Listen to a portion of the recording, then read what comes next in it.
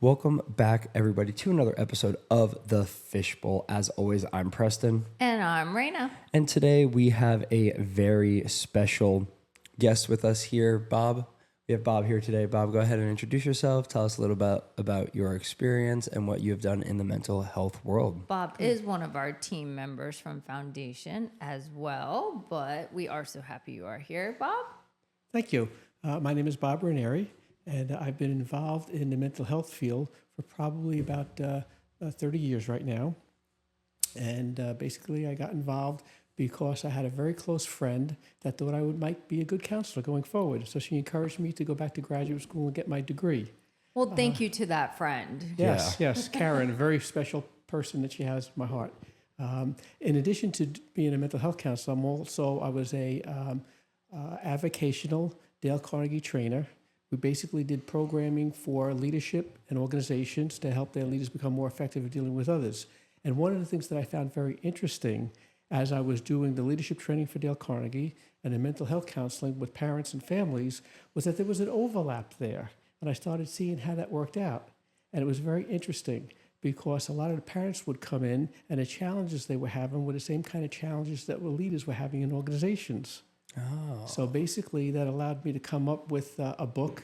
I basically, during COVID, everyone was inside, spent a lot of time walking outside, and I kept pondering over these three thoughts that kept coming through my brain. I kept thinking, there's such a parallel between, I wonder if they would fit together.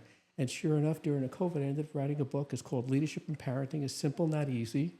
And basically, I realized that there were three rules that follow for leadership and for parenting. The first one that I talk about is to always encourage, especially encourage your children. Leaders and organizations should encourage their staff, right? Then the second one is you are a role model. And I saw this so often with parents. They basically wanted the kids to do what I say, not what I do. Oh, yeah, that's the old school, right? Very and old that school. just doesn't work. Kids learn what they see. And I think a lot of the parents in the parenting classes I was talking to, started to realize that they also needed to change their behavior if they wanted their kids to change their behavior. And then the last rule I came up with is, what message are you sending by your behavior? Again, being that role model. And one of the things that I found is so many parents in the middle of our parenting classes had an aha moment like, oh my gosh, I can't believe I've been doing that. Because it was so ingrained in them. Again, they learned from their parents or maybe other role models, and they didn't realize they could do something different. Yeah, I feel like sometimes kind of feeding off that last sentence that, our parents learn from their parents, we learn from our parents, and that's where you can kind of start seeing like generations of similar styles of parenting or similar styles of lifestyle. And I feel like sometimes people don't realize that they can break that. Cycle. They can break that cycle. You have that freedom to lead your own way, live your own life, parent your kids your own way. Mm-hmm.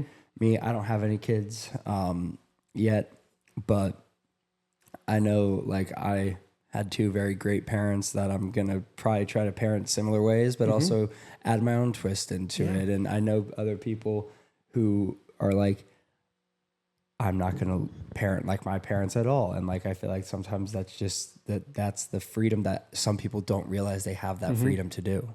Well, you have to also adjust with society too. Yes. I mean, and I deal with this all the time, especially in our visitation program at Foundations.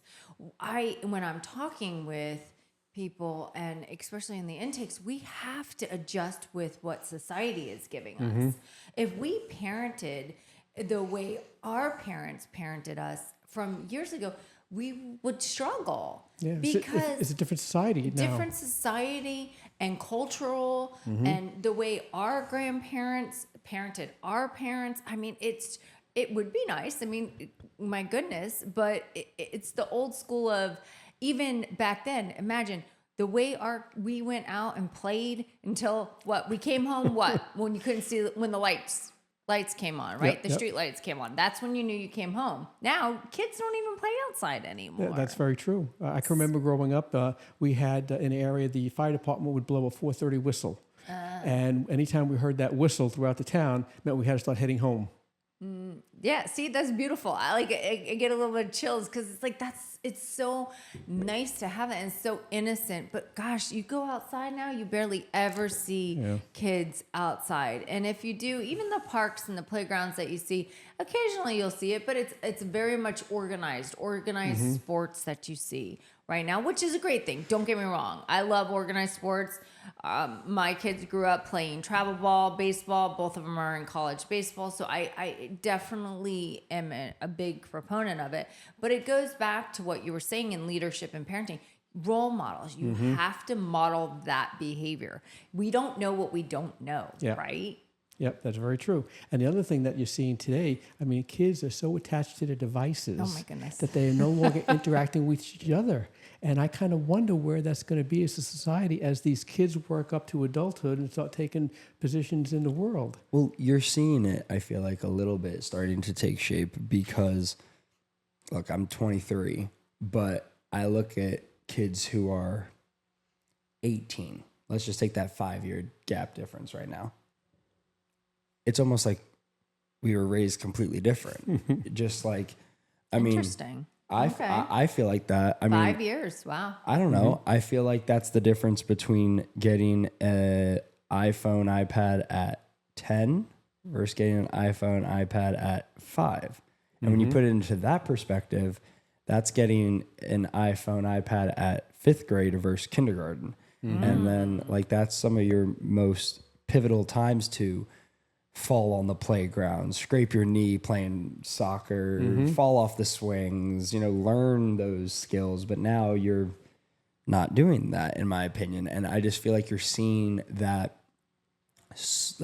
social like disconnect, if you would, because I mean, I know some like of my friends' little siblings who are just now graduating high school. And so they're that 17, 18 range. And it's like, yeah, you are like, it almost feels like completely different generation. And I don't know, maybe that's the but that's a great way to look at it. I don't know. I've said it for years. And so like, this is not a new thing. Cause I even said it when I was in high school and I was looking at like kids that were even 2 or 3 years younger than me. I mean, it's just kind of like, now that's not as drastic.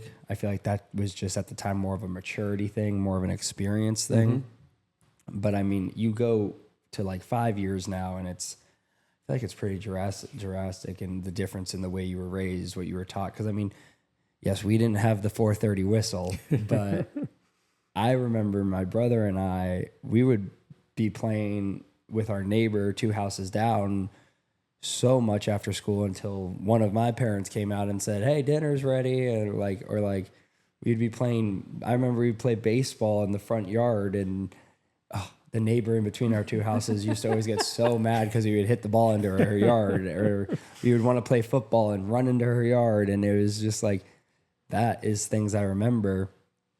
And I feel like in some ways you're right. We don't see that as much. And I feel like that is a technology thing. I feel like it is also maybe slightly a parenting thing. I feel like, technology is convenient. It's safe. It's your kids are in front of you, but they're also occupied. So you can keep an eye on them, know what they're doing, but also not have to like hold their hand, or you can do whatever you need to do in the kitchen, the laundry, and then, but your kid's sitting on the couch, you can see them, they're safe. You don't have to worry about them. And like, so that's that mental safety of like, hey, I know what my kid's up to. I know what my kid's doing. But at the same time, you need to get them out there, you know, like socialize. How did you come up with, I love that. The leadership in parenting is simple, not easy. How did you come up with that? Again, it came out because of the parenting class and the feedback I was getting from the parents. A lot of them started saying, you know what, this makes a lot of sense. I wonder why I never did it before. And I started thinking about it. And I guess if we spend some time reflecting, we realize, yes, we have to do things a little bit differently. And I think it's just a matter of being aware of that. I think also, as Preston was talking, I had a flashback to my own parents. I'm the oldest of 4, have 2 brothers and a sister. And what I noticed within my family is that my parents treated me and my next brother kind of one way, and my younger brother and my sister completely different. Now, there's probably about 3 or 4 years between each of us. But again, I think a lot of it was they had kind of learned their lesson with the 2 oldest ones. Right. Oh, They yeah. did things differently with the younger ones. And I think also at that point, the younger ones were more independent on their own, so they kind of did off. And my brother and I often remark that, oh my gosh, we would never be able to get away with my brother and sister got away with when we were younger. Oh, Bob, you are preaching to the choir here. As the oldest of only 2 and also being less than 2 years apart from one another, we were very similar in age growing up, but at the same time, the difference in the parenting style and what I could get away with versus what my little brother could get away with was, how do I put this lightly, drastic. So I understand that, and I feel like that's just like with any. I feel like for a lot though, that's just like any parent. You know, I feel like we as humans, we as younger adolescents and stuff, we forget. I feel like sometimes, and I feel like this is a lesson to any younger kid watching out here. You got to remember your parents are human too. You know, it's their first time living this life. It's their first time parenting. When you're the oldest, it's their first time giving a go at this. They've never experienced this before. And then when if you're a middle child, a youngest child, it's their first time parenting you too, dealing with your personality, dealing with the type of kid you are. So you got to cut them a little bit of slack, which I feel like in today's society, you see these family TikToks and these perfect families online and stuff like that. And Are you on TikTok, Bob? No, I'm not. I was wondering. I don't blame It's you a there. dark hole. Yeah, it's a rabbit hole for sure. And I just feel like we can sometimes learn that, like, hey, no family is perfect. No parent is perfect. And I feel like a lot of people have to remember that. Yes. I know in the parenting class, a lot of parents, once we started going over these 3 rules, they were saying, oh my gosh, I can't believe I did it so wrong. And I said, don't beat yourself up. And basically the quote I tell them is, you did what you knew how to do, and when you knew differently, you did differently. And don't take it as a fault yourself. Just say, you know what, now I know better, so I'll do things a little bit differently. Yeah, no, absolutely. I think that you know. How do they do it differently, though? Because I think that that's one of the things that, and maybe this is a component we need to bring a little bit more into foundations, and especially I see it on our end for the visitation program. And I know your specialty with us is our amazing couples that come and see us. But that parent, how do I do it different? Well, What if they don't know? And that's what the parenting program is all about, teaching them how to do things differently. A lot of times parents are looking for an alternate way of doing things, but they don't know what to do. And unfortunately, they don't go around asking questions. That's what's so great about couples that come in. They talk about some of the challenges they have with their kids. And sometimes the frustration with the kids spills over into their relationship. Oh, for sure. So it becomes a family issue, not Yeah. just a parenting issue. So you do couples, like you do couple counseling as well. Yes. Yeah. Wow. That's our specialty. I applaud you for that. I don't know if I'm not, like I've mentioned before on this podcast, I am not a mental health professional. Even if I was, I don't know if I could do couples. Like that is. We hear that a lot, don't we, Bob? We do. It takes a lot of patience. It takes a lot of insight. And sometimes you have to take a couple of steps backwards in order to allow it to go forwards. Yeah. That's true. That's true. Yeah. I applaud you for that. I started collecting quotes when I was in college.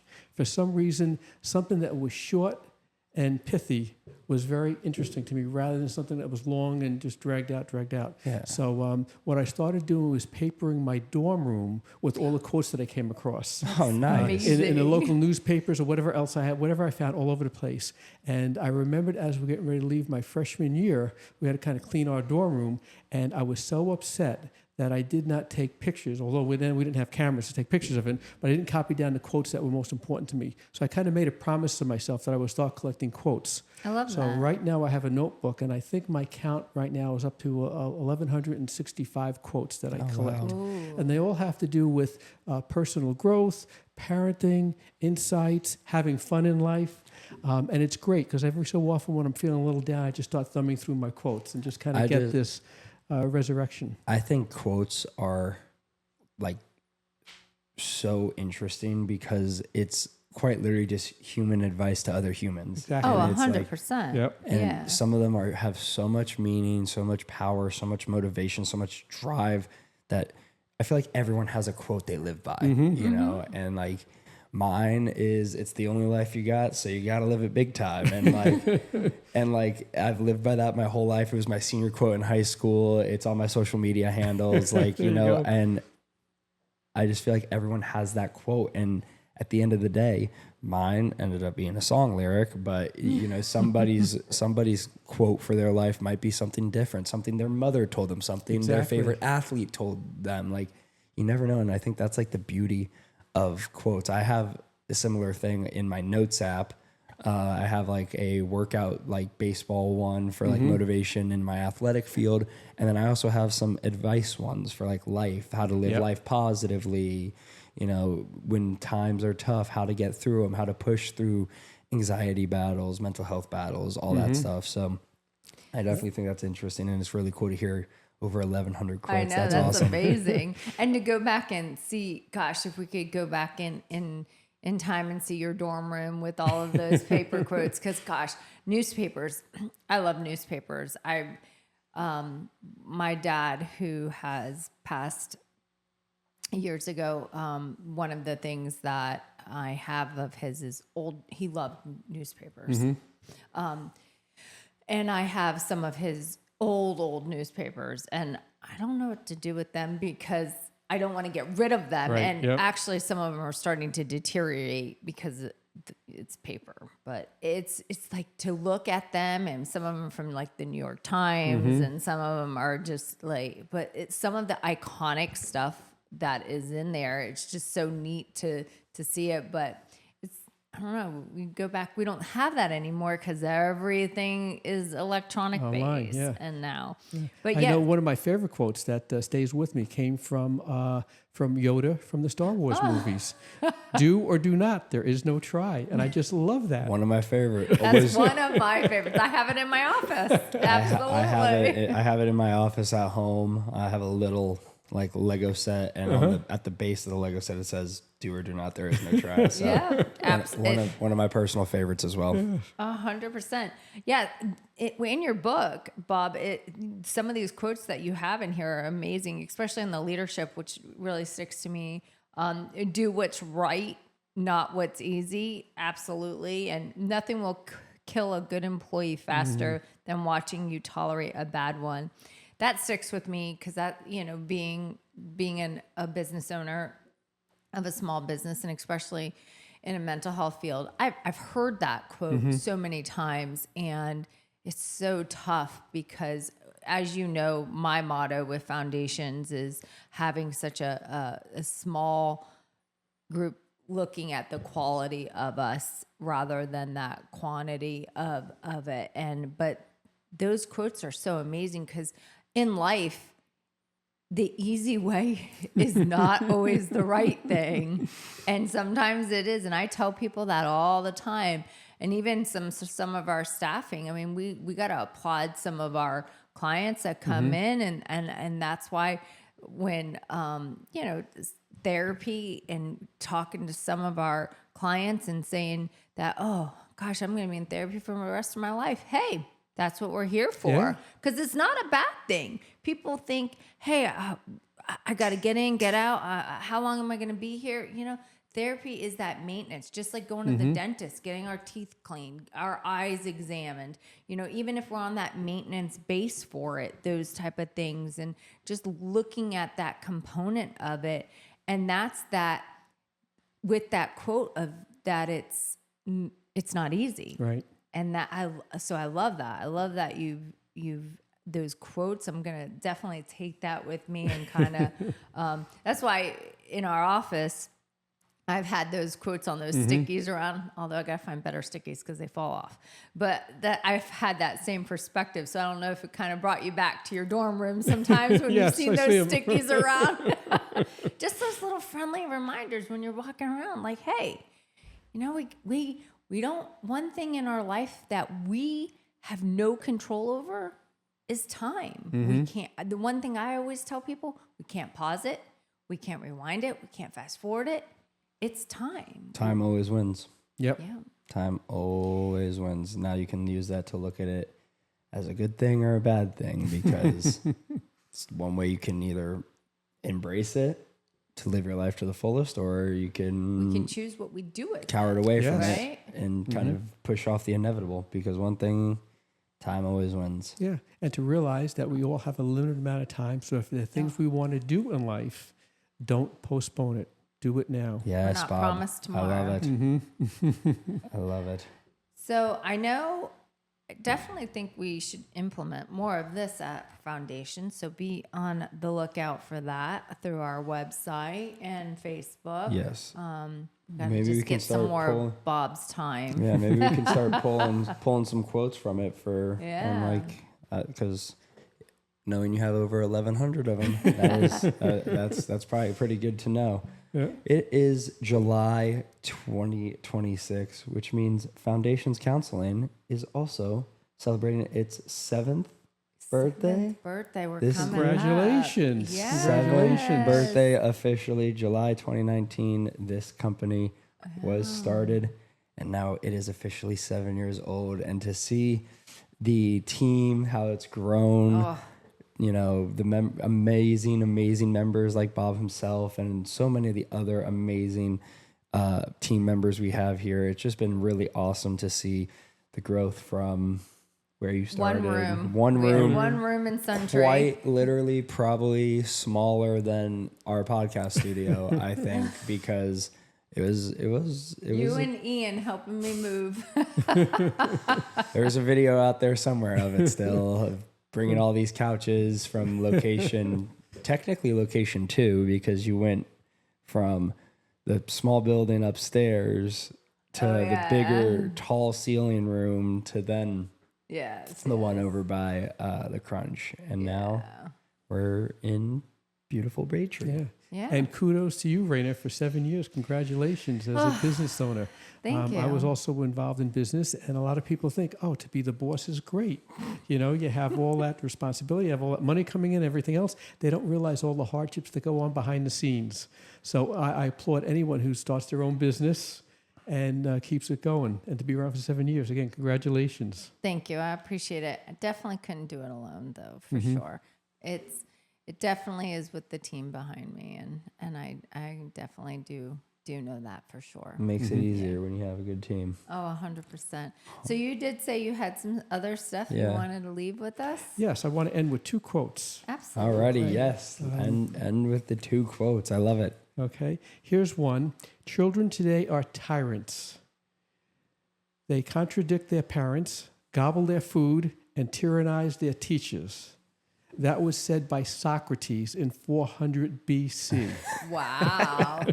So parents who think their kids are out of control today have no clue. It's been like this always. So you That's have to great. deal with that. And the second one is probably one of my best ones that I love. It's called My Promise to My Children. For as long as I shall live, I will always be your parent first, your friend second. I will stalk you, flip out on you, lecture you, drive you insane, be your worst nightmare, and hunt you down like a bloodhound when I have to, because I love you. When you understand that, I will know that you have become a responsible adult. You will never find anyone else in your life who loves, prays, cares, worries about you more than I do. If you don't say or mutter under your breath, I hate you, at least once in your life, I have not done my job properly. And that quote is from Trina Beth Harrington. And I think it just says it all. As parents, we have to be firm, we have to be strict, and realize that our children may not always understand it, but they will at the end.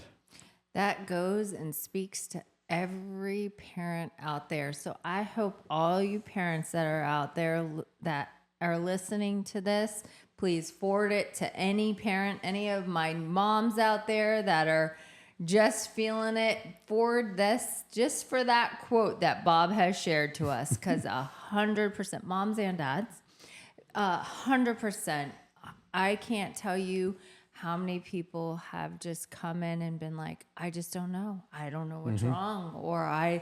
And it's absolutely correct. We have to be parents first. And, we see so many parents that just want to be their children's friends. And unfortunately, they have plenty of friends. They only do. have 2 parents. 100%. And I know I've done a good job with the parenting, because Evidence is right here. yeah. Oh yeah. Yeah. I feel like, building off that quote, I mean, first off, the Socrates quote is Oh my gosh. awesome. Like, Point on. Yes. Because I feel like the younger generation that becomes older always feels like the new younger generation is out of whack, immature, or irresponsible. But like at the end of the day, yes, they are. But that is just that's human nature. I feel like it's just human nature to have, so, we can sit here and we talked a little bit about, the difference in generations, even from, me to 5 years ago, 5 years younger than me. But like, I feel like, that quote really summarizes kids are always, and they're always going to be a little, I'll say trouble, they're going to be rambunctious. Rambunctious, but like, it kind of goes back to what we were saying earlier. First time living, everyone's just trying to figure it out on this big floating rock in space. Like everyone's just trying their best to figure it out, I feel like. So that's amazing.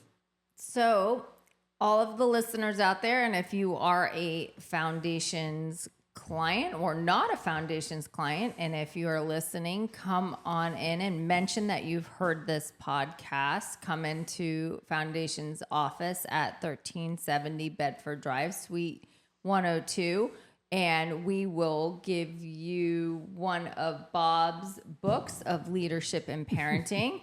But you have to be one of the first people that does that. So of our aired episode of today, and so hopefully that you'll be one of the lucky ones and to come on in. And it's the leadership in parenting is simple, not easy. It's amazing. 3 ways to be a better leader and a better parent. So thank you so much, Bob. This is very informative, and so happy to have you part of our team. Cannot thank you enough for everything you do for Foundations, for taking the time on this Thursday morning to come out here and talk with us and a transparent talk about mental health here on the Fishbowl. We really appreciate it. Any last words you'd like to leave? Nope. Just remember, life is not always easy, but just keep trying. Keep trying. I love it, Bob. Just keep swimming. Yeah, there we go. Another great quote. Shout out Dory. That is all we have for you guys today on this episode of The Fishbowl, a transparent talk about mental health. As always, I'm Preston. I'm Rayna. And I'm Bob. And thank you guys so much for listening. We'll see you guys in the next episode. Take it easy. Peace. Bye.